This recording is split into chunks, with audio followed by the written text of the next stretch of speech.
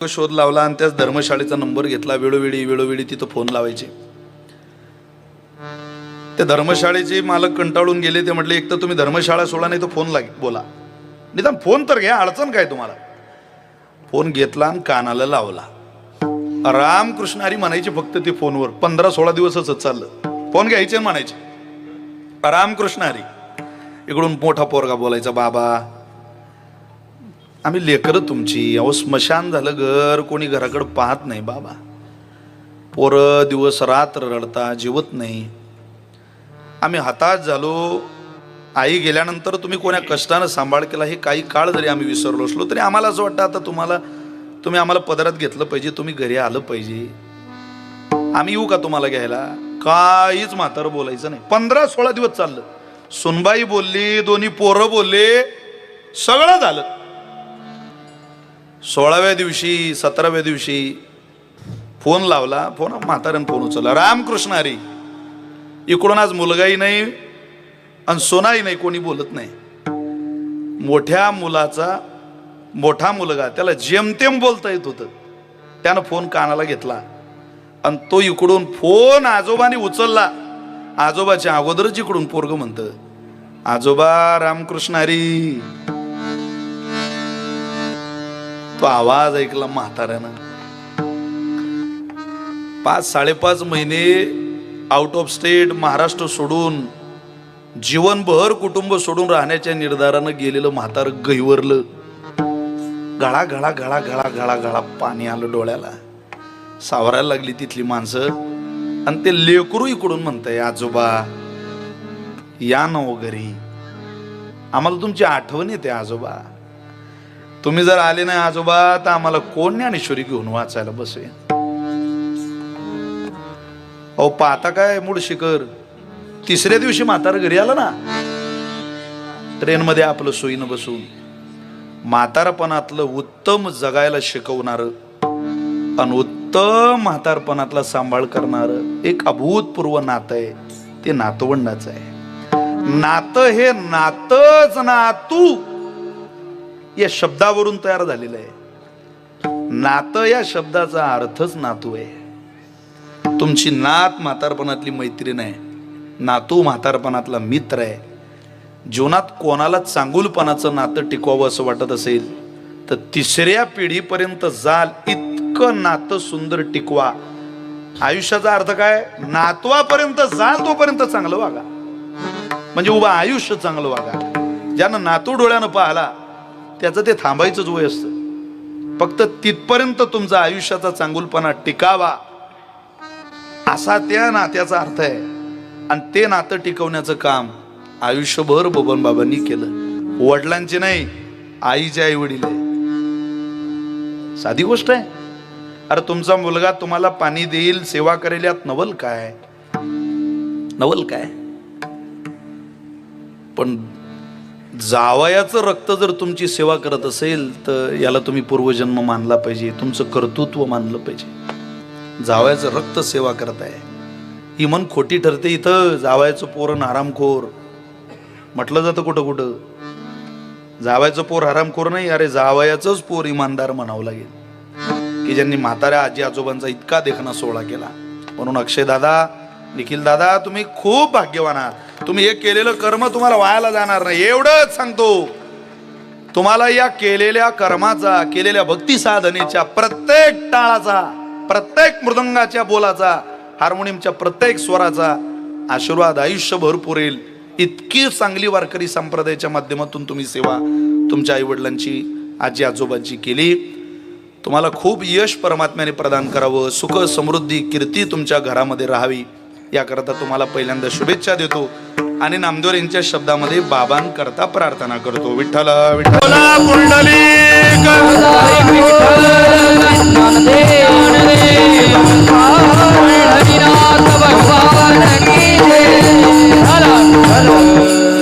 अकल्पायुष्य व्हावी तया कुळा.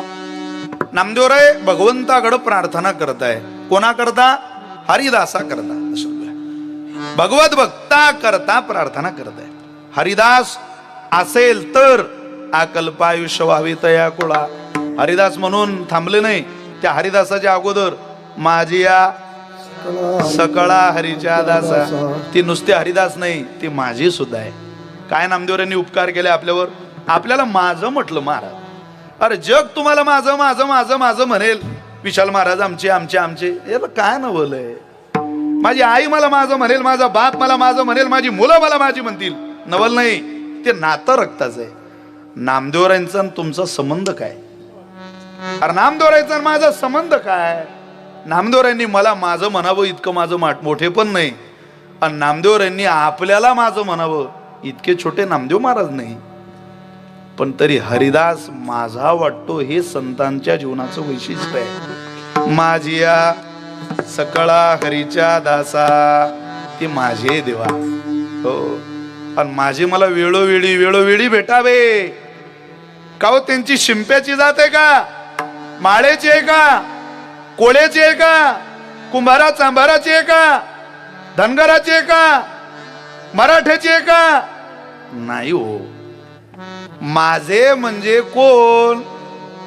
आवळे ज्या हरी अंतरा पासोनी, ज्या हरी अंतरा पासोनी, आवळे ज्या हरी अंतरा पासोनी, आवळे ज्या हरी अंतरा पासोनी.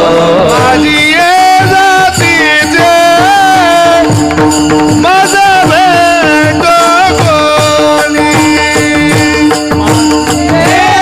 जातीचे माझा भेट कोणी. हे माझी ये जातीचे माझा भेट कोणी. माझी जातीचे माझा भेट माझी जातीचे मज भेटो कोणी कोणी. माझी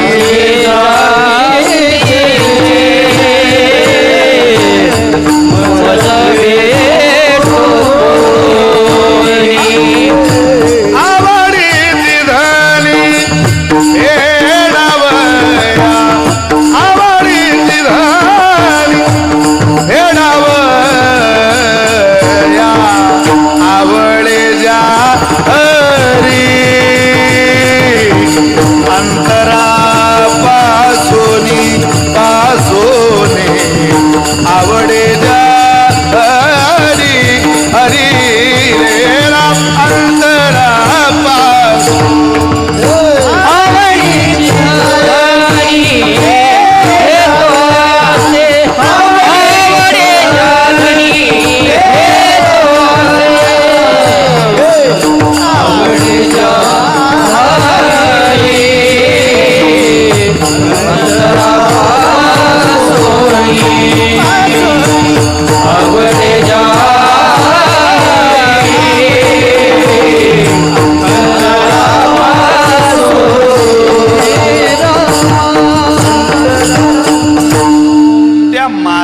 जातीचे म्हणण्यामध्ये नामदेवरांचा तुकोबारांचा अट्टहास काय. ते हरिदास असावे, ते माझे. बस, ते कोण आहे त्यांची याती नाही रे सांगत देवा तुला. ते माझे. माझी या सकाळा हरीच्या दासा. हरिदास असतील त्यांना आयुष्य दिलं पाहिजे देवा. आयुर्विद्या यशो बलम. देव कोणाला या गोष्टी देत नाही. कोणाला देतो. देवाला माहिती राहतं हे जीवन कोणाकरता कामाला येतंय, त्यांना या गोष्टी दिल्या पाहिजे. पा भगवंतही तो दयाळू आहे, पण त्याची दया या बाबतीत चतुराईची दया आहे. त्यालाच आयुष्य मिळावं ज्याचं आयुष्य देखणं आहे, सुंदर आहे. तसं मनुष्याला शोभा आयुष्य नाही महाराज. जे काही कर्तृत्व करायचं त्याला आयुष्य लागतंच. आयुष्याशिवाय तुम्ही काम करू शकत नाही. चांगलं काम करायचं तर जीवन लागेलच ना. चांगलं देखणे पण असावं तर गुण लागेलच ना. नारी लज्जया साधुष्य शमया धेनु शृंगेन सरक कमलेन कमलम भृंगेन नरो गुणेती क्षोभते च भुवी या पृथ्वीवर कोण कशानं शोभून दिसतं याचं वर्णन शास्त्रकारांनी केलेलं आहे. नारी लज्जया, वक्ते बाबांच्या मुखातलं कायम येणारं वाक्य. बाई शोभून दिसते पण ती जग लज्जेनं. खूप दिसायला सुंदर आहे पण लाजतच नाही. काय करतं तिला? अरे दिसायला सुंदर ते देह विक्रीचं काम करणारी बाई असते म्हणून का तिचा जगात कोणी गौरव करतं का? नारी लज्जया. मला चांगलं आठवतं ज्यावेळेला प्रतिभाताई पाटील या देशाच्या राष्ट्रपती झाल्या. आमच्या जळगाव जिल्ह्याला जरा वेगळा गौरव वाटत होता. आमच्या जिल्ह्यातली बाई राष्ट्रपती झाली. त्या राष्ट्रपती झाल्यानंतर पहिला दौरा त्यांचा अमेरिकेचा ठरला आणि त्या अमेरिकेला गेला. त्यावेळेला तत्कालीन अमेरिकेचे राष्ट्राध्यक्ष बराक ओबामा होते. मग ते बराक ओबामांची आणि प्रतिभाताईंची भेट टीव्हीला दाखवत होते. मी ते चित्र पाहत होतो. उजव्या बाजूला भारताचा तिरंगा आणि डाव्या बाजूला अमेरिकेचा राष्ट्रध्वज आहे. प्रतिभाताईंची बराक ओबामांची भेट झाली. त्यावेळेला बराक ओबामांनी ते हात पुढे केला प्रतिभाताईंच्या हातात हात द्यायला. ताईंनी पण आपला हात पुढे केला. पण ज्या वेळेला प्रतिभाताईने हात पुढे केला त्यावेळेला हात पुढे करत असताना थोडासा डोक्यावरचा पदर सरकला. सरकत असतो काय त्याला, तो कायम कसा डोक्यावर राहील. आता आपल्याही घरात आई बहिणी आहे.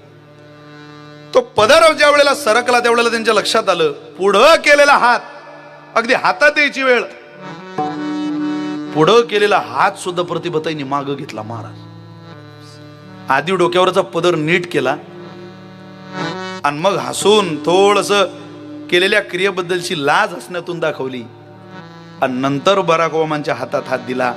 त्यावेळेला बराक ओबामा म्हटले होते हे फक्त भारतातली स्त्री करू शकते. असं वागण्याकरता जन्म ज्या देशाला माता असं म्हणतात त्या देशात झालेला असावा. याला म्हणतात नारी लज्जया. किती लाजून राहावं तिनं की तिच्या चालण्याचा आवाज सुद्धा येऊ नये म्हणता घरात. हळूहळू केव्हा केव्हा लक्ष्मीच्या पावलाचे पैजण कानावरती वाजावे.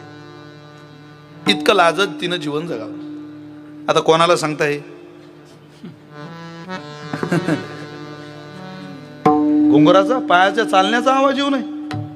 काय काय बाय आता गल्लीतून गेले की असं वाटते पोकलँड चालला आपल्या गल्लीतून.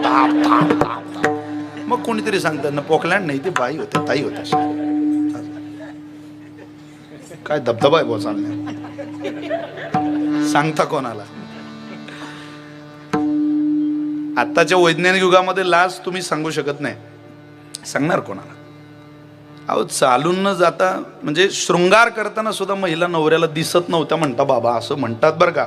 मी काही फार तुम्हाला इतिहासात नेतोय किंवा मला ती अपेक्षा आहे आता महिलांनी वागायची असा गैरसमज करू नका. मी फक्त या शास्त्राचं निघालेल्या वचनाबद्दल बोलतोय. नारी लज्जया. शृंगार सुद्धा कर दिसत नव्हत्या, करायच्या खूप.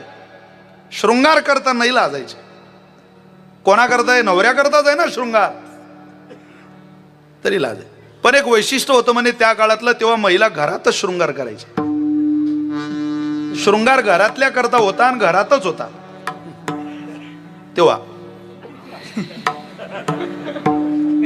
बघा तुम्ही आता आपली बायको शृंगार करून पाहायची झाली. महाराष्ट्रातली संस्कृती आहे स्त्रीनं रोज शृंगार करावं. महाराज रोज शृंगार करून आपल्या घरात लक्ष्मी सारखं राहावं. आता ही बाहेर जाते तेव्हा शृंगार करते आणि घरात ओळखू येत नाही पप्याची माय हीच आहे असं नाही ना. एक दिवस माझी बायको मला म्हटली मला 200 रुपये द्या, मला जरा पार्लरला जायचंय. म्हटलं काय करते तिथं जाऊन? केस सरळ करते म्हणे. म्हटलं घरीच कर, घरी होत नाही म्हणे. अख्खं खानदान सरळ केलं. म्हटलं माझं केसाला काय अडचण आहे तुझ्या, प्रयत्न कर जरा, येईल तुला यश. नारी लज्जया. चला साधुश्च क्षमया. साधूला जीवन प्रकाशित करायचंय, त्याच्याकडे क्षमा नावाचा गुण असला पाहिजे. तुम्ही ताटी लावून काय तुमचं दाखवणार आहे जगाला? ज्ञानोबा आहे, थांबायचा विचार करताय ठीक आहे. हे थांबणं काही थांबणं हो. तेव्हा थांबा जेव्हा जग रडेल तुमच्या थांबण्याने.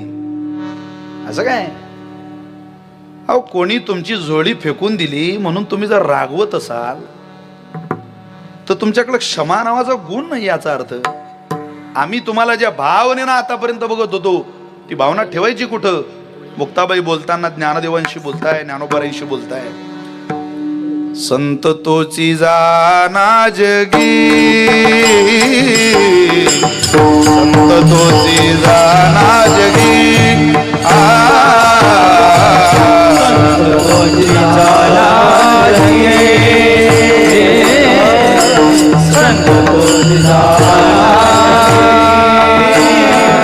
दया क्षमा जाचे अंगी, दया क्षमा जाचे अंगी, ताटी उघडा ज्ञानेश्वरा,